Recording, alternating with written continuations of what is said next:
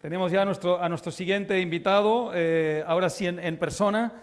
Tenemos a un gran conocido de todos ustedes, que ahora está en una etapa distinta de su vida, aunque aparentemente no termina de dejar, por lo menos en términos sentimentales, la anterior, que es Albert Rivera, que hoy está presidiendo el despacho de abogados Martínez Echeverría y Rivera, pero que además es también un ciudadano libre, que tiene el pleno derecho de opinar y de compartir con el auditorio aquello que opine frente a lo que está ocurriendo en su país y lo que está ocurriendo en el exterior.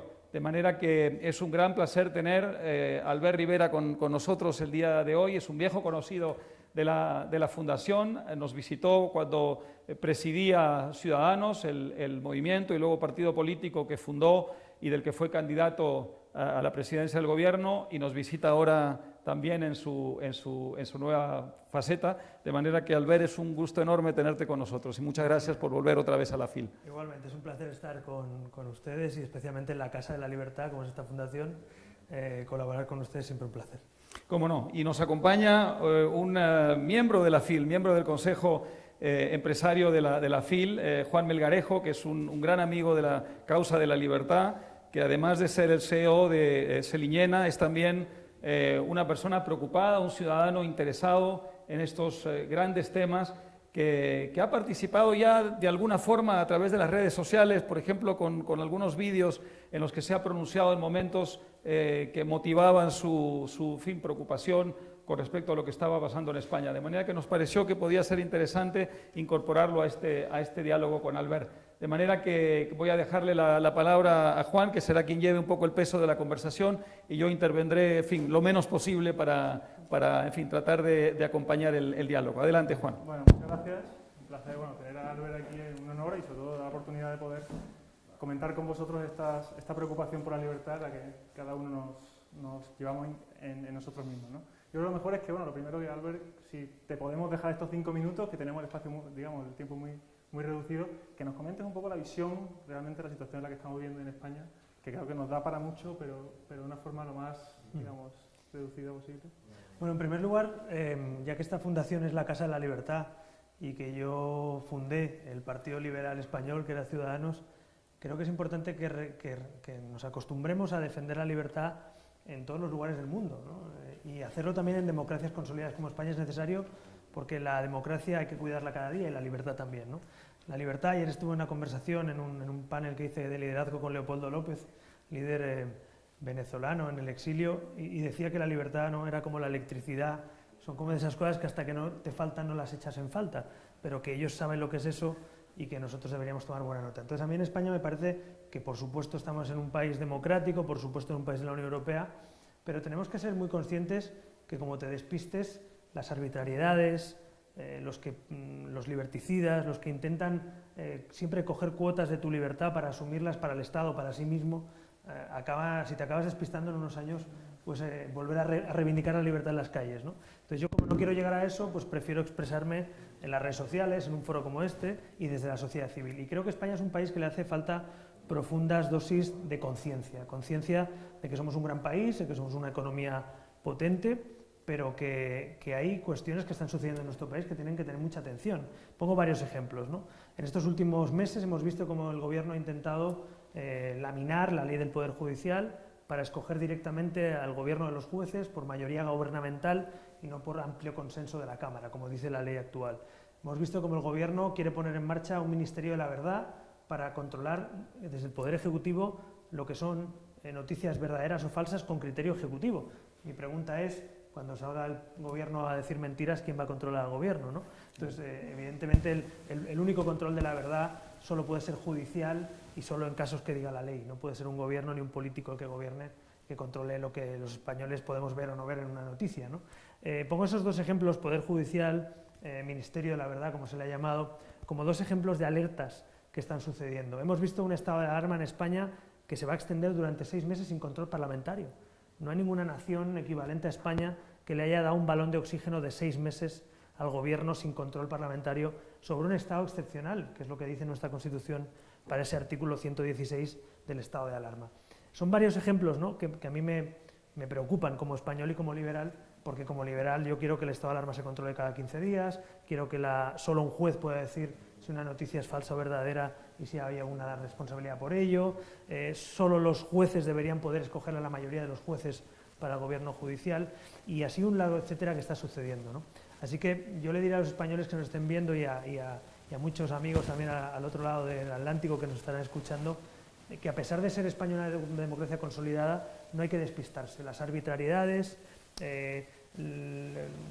los dedazos a la hora de elegir a cargos públicos, a cargos de altos cargos, estamos viendo una deriva que desde luego hay que ir con mucha alerta. Yo sé que puede parecer exagerado visto desde un país latinoamericano, porque todo el mundo ve a España también a veces como una referencia seguramente respecto a algunos países, desde luego como Venezuela y muchos otros, pero no olvidemos que también países que eran democracias han ido degradando y han llegado a un punto que no saben dónde está la democracia y dónde está la arbitrariedad o la tiranía, ¿no? Así que yo en España diría que a pesar de ser un país consolidado tenemos que estar muy alerta y que hay tics, que hay un ambiente, ¿no?, de este gobierno con una parte socialista, otra comunista, que está tentado, ¿no?, a avanzar por ese camino. Y acabo con una referencia también a la sociedad civil. Yo lo voy a decir abiertamente, me parece que en España hace falta más sociedad civil. Hay una dependencia del boletín oficial del Estado, de las subvenciones, de las concesiones públicas. Ahora mismo con los fondos europeos hay muchos empresarios, patronales, que están rezando casi para que el gobierno les deje tener algún fondo para subsistir, ¿no? Claro, ese Estado clientelar que bien conocen en otros países latinoamericanos, me viene a la cabeza el peronismo y Argentina, ¿no? Es decir, bueno, pues también son sociedades abiertas y sociedades con clases medias que se acaban haciendo dependientes del clientelismo y del Estado, ¿no? Entonces yo creo que España tiene un riesgo de ser un Estado clientelar si seguimos dándole al gobierno y al poder ejecutivo de turno tantísimo poder frente a los contrapoderes como son el poder legislativo, el poder judicial o la sociedad civil. Yo ahora que no soy político y vuelvo a la abogacía y al Estado de Derecho y al ámbito, digamos, empresarial, quiero ser un ciudadano más ni menos, pero con el conocimiento que tengo de la vida pública, pues voy a colaborar con mi granito de arena para que desde la sociedad civil hagamos acciones, tomemos conciencia y sembremos un poquito esa semilla liberal también en la sociedad civil española que tan necesaria es. Así que no hay que conformarse con lo que tenemos, hay que ser mucho más ambiciosos, y España es un país donde nació el liberalismo en Europa y deberíamos hacer bandera a ello, estar muy orgullosos y no esconder ese origen liberal, sino sacar pecho, porque el liberalismo, a mi juicio, es el antídoto al populismo y al nacionalismo y es la ideología del globalismo del siglo XXI, ¿no? Como te decían, ¿no?, que te cortas las piernas y le agradeces que te den las muletas, ¿no?, la famosa expresión un poco de Latinoamérica, ¿no? A mí una cosa que me preocupa, sobre todo porque hablamos de libertad y de democracia, ya hoy en día socialdemócratas, democracristianos, vamos un poco por el mismo objetivo, ¿no? Pero hay una cosa que lo que nos están coartando es la libertad, sobre todo para nuestros jóvenes, ¿no? Yo creo que el futuro liberal de las nuevas generaciones y la educación es algo que como decías tú, ha empezado por la parte, ¿no?, más legal, con todo lo que conocemos, pero desde luego nos están limitando o digamos, penando mucho sobre nuestros jóvenes, ¿no? Sí, a mí también me gustaría sembrar la semilla del emprendimiento, ¿no?, en nuestro país, es decir, es muy respetable y muy necesario que haya gente que quiera ser policía, bombero, juez, servidor público, funcionario, eso es necesario para un país, pero es sobre todo muy necesario que haya mucha gente que quiera ser empresario, emprendedor, montar una startup, ser activista civil, y creo que en España también estamos cortándole un poco las alas a los sueños de muchos autónomos, muchos emprendedores, ¿no? Por poner un ejemplo de hoy, noticia de hoy, en plena pandemia con negocios cerrados y limitados, el gobierno le sube la cuota de coste de seguridad social a los autónomos, a los emprendedores, ¿no?, de este país. Hombre, no es muy buena señal que cuando la gente tiene que cerrar por decreto su negocio, tú le estés no solo condonando la deuda, sino encima incrementándosela, ¿no? Entonces, claro, o peor, muchas veces dice, no, ha habido 6 meses de la cuota de autónomos, sí, pero en el mes 6 te cobran las 6. Entonces, claro, es decir, yo creo que estamos en un momento en el que, de mi punto de vista, como autónomo, hijo de autónomos también y ahora empresario, hombre, si tú no funcionas durante un mes porque el decreto del Estado te ha impedido funcionar, ¿cómo me vas a reclamar a la vez la deuda? Es decir, no puede ser. O sea, si tú tomas una decisión gubernamental o de Estado, ¿vale?, yo la asumo el poder del Estado, lo que no puedo asumir es el poder del Estado y a la vez la deuda o el coste de esa decisión, ¿no? Entonces hay muchos empresarios, yo ahora que estoy en un despacho de abogados, que vienen estos días a los despachos precisamente porque se están tomando decisiones gubernamentales que afectan al patrimonio, al capital y a la inversión de un privado. Y claro, eso es sagrado, tú no puedes cargarte el incentivo al privado o al emprendedor de esa manera. Así que también es un buen momento para reivindicar que los emprendedores, los autónomos, los hechos a nosotros mismos, como se dice, ¿no? Los salesmen también, tengamos un papel importante en esta sociedad. Funcionarios necesarios, servidores públicos, por supuesto, pero las clases productivas españolas, hoy en día, 1/3 de la población española soporta 2/3 de las clases pasivas de este país. Si cada vez exprimes más a la gallina y cada vez hay más sociedad pasiva por envejecimiento de población, por funcionarios, por jóvenes que no tienen empleo, por gente que está en el paro, a 1/3 le estás diciendo que en vez de ayudarles, les estás exprimiendo más. Yo creo que hay que dar el mensaje contrario. En un momento como este hay que agradecer que un español medio quiera montar una empresa, contratar a alguien o poner en marcha un negocio, porque eso es lo que hace sustentar ese país, no son los políticos, ni los funcionarios, ni los jubilados que han hecho su trabajo durante muchos años, pero hoy en día es la clase productiva. Yo me siento parte de esa clase productiva, como joven, ya no tan joven español, pero sí emprendedor, y me gustaría que tuviéramos un reconocimiento, que no se nos criminalizara a los emprendedores de esa manera o a los empresarios, porque somos los que también contribuimos creando empleo, contratando a gente o haciendo crecer un proyecto. Entonces, aprovecho este foro, que es un foro de libertad, para reivindicar el papel también de los emprendedores y los empresarios, que son los que de verdad sustentan en términos económicos junto a los trabajadores de esas empresas, y no que se les criminalice como si fueran los malvados, con ese discurso populista de la oligarquía, del poder, del capital. Hombre, eso para el siglo XIX, pues todavía, pero para el siglo XXI... Y encima ver a las autonomías que tienen impuestos más bajos que otras, se las quiere castigar precisamente, ya ni solamente por tener impuestos más bajos, sino por el éxito que esos impuestos más bajos han generado. Claro, porque si tú recaudas más y tienes una economía mayor, algo has hecho bien bajando los impuestos, ¿no? Es que aquí hay una batalla que cuesta mucho convencer a los dogmáticos, pero que es una realidad pragmática. Y yo como liberal la he defendido siempre y la defiendo ahora también fuera de la política. Es que cuando los tipos impositivos son moderados o bajos, como hay más actividad económica, hay más rotación, se multiplican los ingresos y, por tanto, recaudas igual o más con tipos impositivos más bajos. Ahora mismo el Gobierno de España, en estos presupuestos que va a aprobar, quiere imponer un 49% de renta, por ejemplo, de marginal, de renta máxima, en la Comunidad de Madrid, y del 52 y 53 en otras comunidades. Habrá gente que le parezca muy normal, pero a mí me parece que te confisquen la mitad del sueldo antes de empezar el año me parece una barbaridad, y hay algunos que lo defienden. Bueno, pues a mí me parece una barbaridad. Yo creo que hay que ir al revés, hay que ir a tipos impositivos moderados para que mucha más gente gane dinero y por tanto recaudes más, ¿no? Esta lógica la defendemos algunos con éxito porque se ha demostrado que allí donde gobernamos con estas políticas, como Madrid, pues se crece, y yo invito a los separatistas catalanes, que también les conozco, que en vez de criticar a Madrid lo copien. Oiga, cojan ustedes la política fiscal de Madrid, que es absolutamente extrapolable a Cataluña, y Cataluña lo podía haber hecho con su autonomía. Pongan ustedes el IRPF donde lo tiene Madrid, supriman sucesiones, y ya verá cómo seguramente mucha menos gente se marcha.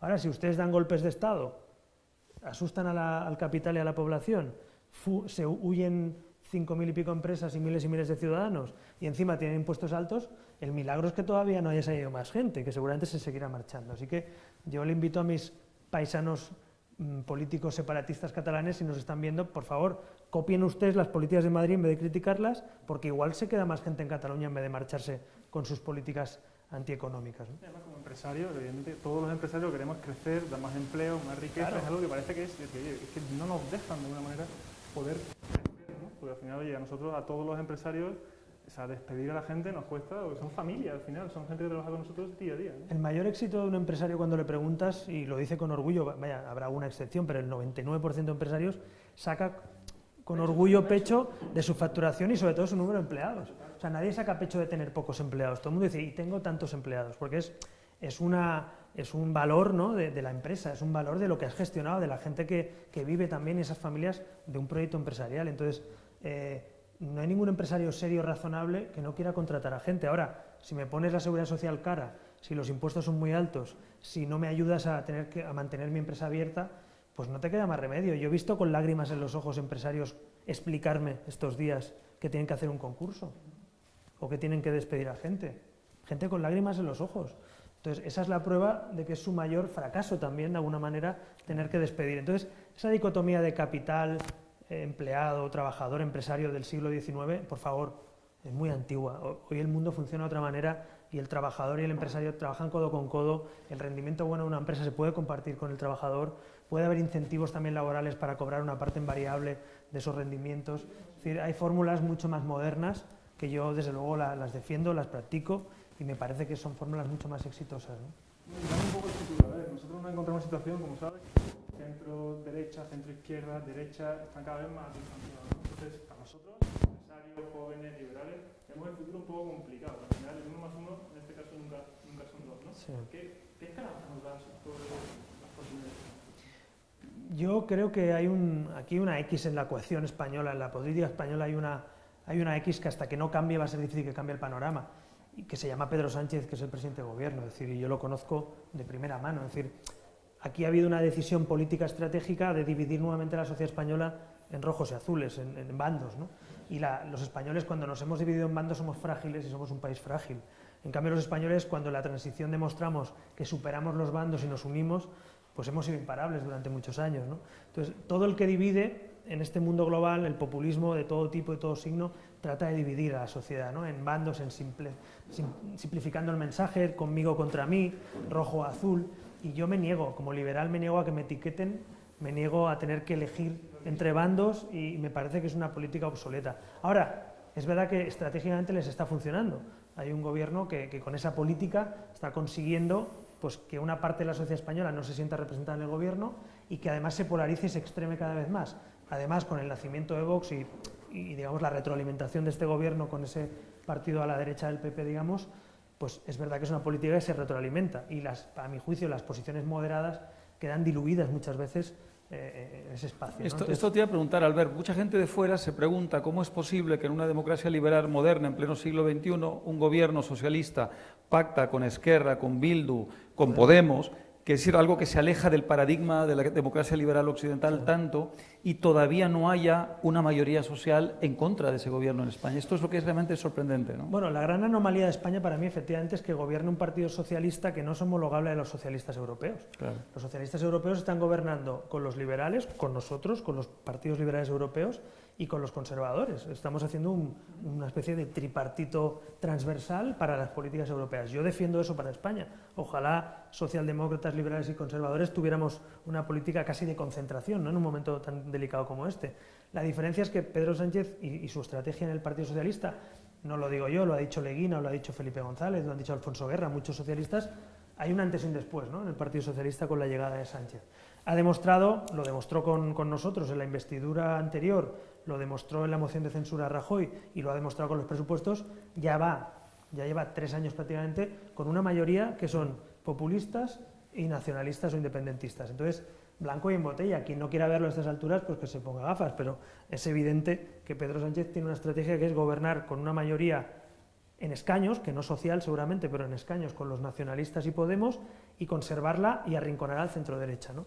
¿Qué creo yo que hay que hacer? Hombre, en primer lugar, desenmascarar esta estrategia, porque es verdad que hay muchos españoles que hasta la fecha, yo lo he vivido y he sido, no sé si víctima o no de esa posición, de esa comunicación, pero la realidad es que Pedro Sánchez durante mucho tiempo le ha hecho ver a los españoles que él estaba allí por casualidad y que no tenía nada que ver con Podemos ni con los independentistas. Bueno, pues ahora ya se ha demostrado en estas últimas votaciones, investidura, moción de censura, presupuestos, que es su voluntad. Yo creo que hay que construir una alternativa, más allá de las siglas, una alternativa ilusionante, que hay que coger la bandera del liberalismo sin complejos, que el liberalismo es la ideología que más se parece al siglo XXI, que es el antídoto al populismo y al nacionalismo, que la socialdemocracia y la democracia cristiana han tenido éxito en la segunda parte del siglo XX, pero seguramente no tienen la fuerza y la libertad en términos máximos para combatir al populismo, y los países que han querido combatir el populismo con el liberalismo le han ganado. Ahí vemos Macron, que a pesar de los pesares y a pesar de las dificultades, bueno, pues quiso coger esa bandera y derrotó a Le Pen y a Mélenchon por la izquierda. Hemos visto también a Trudeau, que volvió a renacer de alguna manera el Partido Liberal canadiense. Hemos visto a Iván Duque, que estará aquí también con vosotros, un buen amigo Iván, que es un referente del liberalismo en Latinoamérica, cosa que es un milagro prácticamente. Don Mario Margallosa lo intentó en su momento explicarlo y él sabe la dificultad que hay ahí. Lo hemos visto con Macri, que también lo ha intentado y ha estado gobernando unos años. Es decir, a mí me parece que el liberalismo tiene que armarse de valores, de valentía y también, por qué no decirlo, de emociones y de comunicación.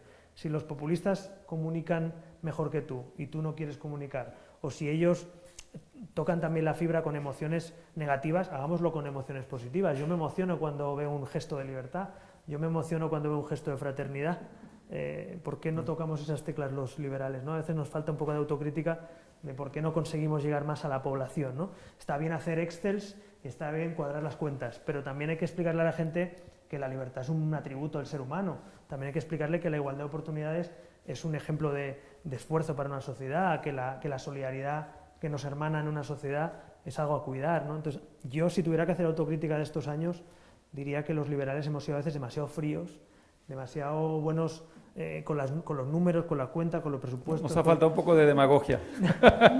No demagogia, porque se puede combatir al populismo con ideas liberales, pero quizá le debemos poner un poquito más de pasión, un poquito más de emoción y contar las cosas mejor que ellos, ¿no? Ellos lo hacen muy bien, porque en un minuto te arreglan el mundo. Eso sí que saben. Saben mucho, ¿no? Juan, nos vence el tiempo, la última. Sí. Bueno, yo creo que la última pregunta, bueno, agradecerte mucho todo, pero sobre todo una cosa que nos llama la atención es, parece que estamos inmunizados por las cosas que están haciendo, ¿no? Como cuando mataron al primer, ¿no?